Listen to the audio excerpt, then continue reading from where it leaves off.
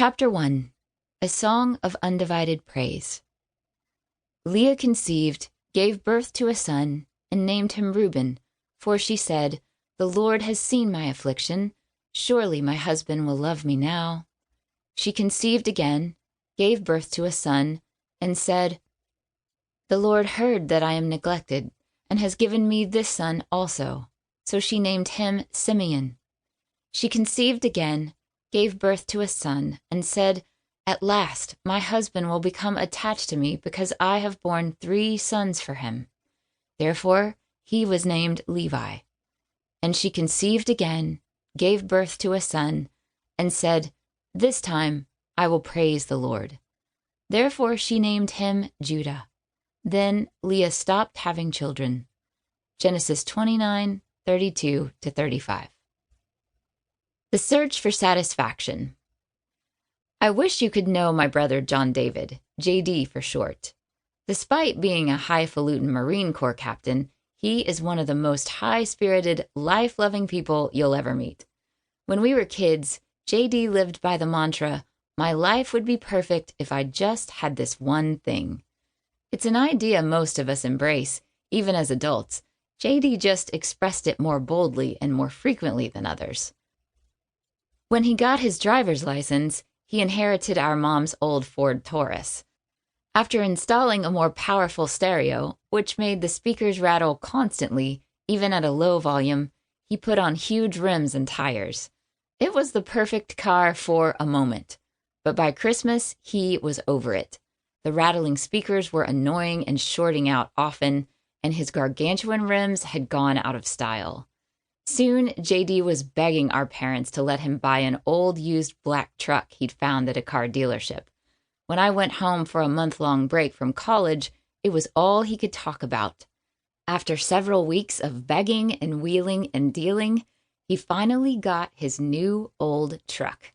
And for an instant, all was well.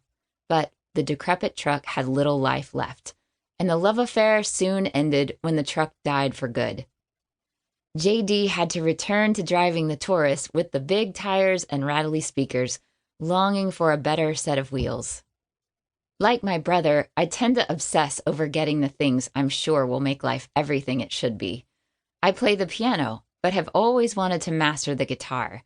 So I'm the proud owner of 3 guitars and 2 ukuleles, acquiring each in the hope that it would be easier on my piano-playing fingers and catapult me into guitar-playing success.